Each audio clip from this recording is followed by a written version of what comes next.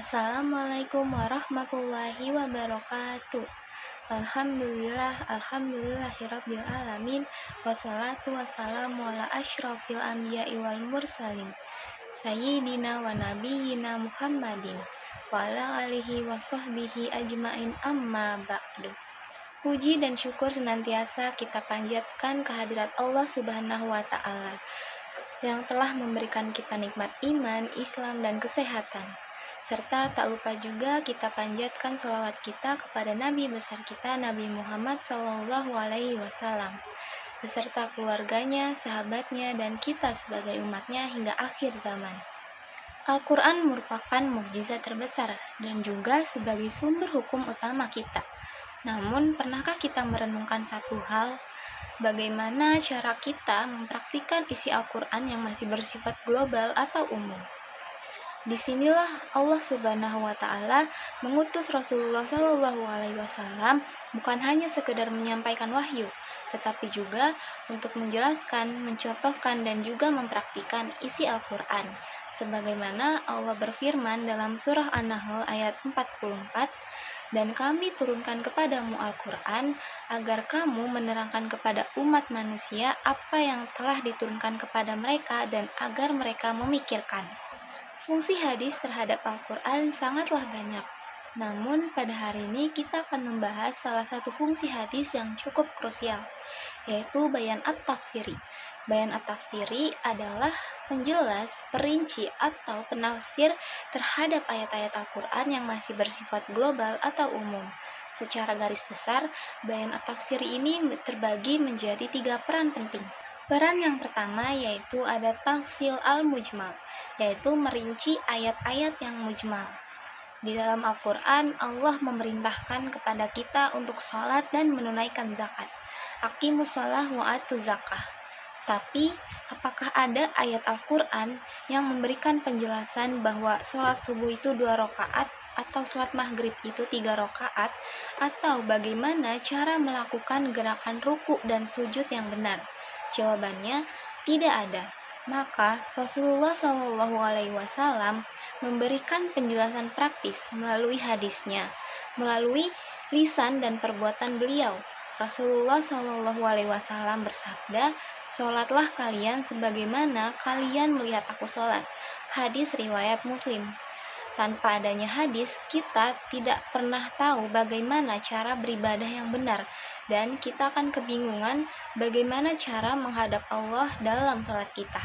Yang kedua, yaitu ada takyid al-mutlak, yaitu memberi batasan kepada yang masih bebas. Ada kalanya ayat Al-Quran masih bermakna mutlak tanpa batasan. Dalam kasus pencurian, Allah berfirman dalam Quran surah Al-Maidah ayat 38, pencuri laki-laki dan pencuri perempuan, potonglah tangan keduanya.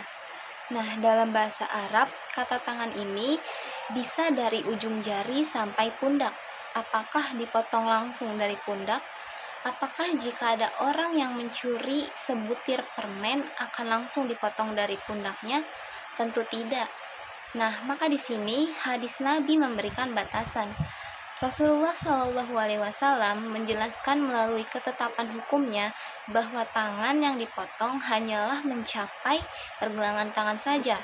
Selain itu, hadis juga memberikan batasan syarat bahwa tidak semua pencurian tangannya akan dipotong, tetapi sesuai dengan pencurian barang yang nilainya melebihi batas minimal, yaitu 1/4 dinar atau lebih. Peran yang ketiga yaitu tahsis al-am, yaitu memberikan pengecualian kepada yang masih luas. Terkadang Al-Quran memberikan hukum yang masih sangat umum, lalu hadis datang sebagai pengecualian. Contohnya tentang makanan haram. Dalam Quran surah Al-Maidah ayat 3, diharamkan bagi kita itu bangkai dan darah. Jadi, apapun jenis bangkai hewan, apapun jenis darah, itu hukumnya haram. Maka di sini hadis Nabi memberikan tahsis atau pengecualian, dan Rasulullah Shallallahu Alaihi Wasallam bersabda, dihalalkan bagi kita dua jenis bangkai dan dua jenis darah. Dua jenis bangkai itu adalah ikan dan belalang, dan dua jenis darah itu adalah hati dan limpa. Hadis riwayat Ahmad dan Ibnu Majah. Bayangkan jika tidak ada hadis ini, kita tidak akan berani memakan bangkai ikan yang ada di laut karena kita akan menganggap bangkai itu haram. Nah, maka di sini fungsi hadis yaitu memberikan kemudahan dan kejelasan hukum bagi kita.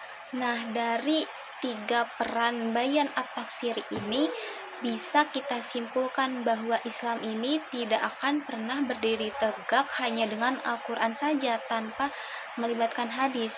Jadi, jika di zaman sekarang ini kita mendengar ada gerakan atau sekelompok orang ingkar sunnah yang dimana mereka mengaku religius, tapi mereka berkata, kami hanya mempercayai Al-Quran.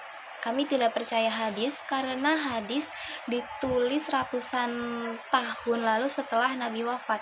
Maka yakinilah itu bahwa itu adalah sebuah kekeliruan dan kesesatan yang nyata. Jadi bagaimana mungkin mereka bisa sholat kalau mereka menolak hadis?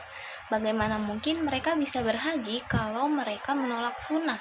Menolak hadis sama saja dengan merubuhkan sebagian dari syariat Islam itu sendiri. Al-Quran dan hadis ini layaknya mata uang logam, memiliki kedua sisi yang berbeda tetapi tetap satu dan tidak dapat dipisahkan.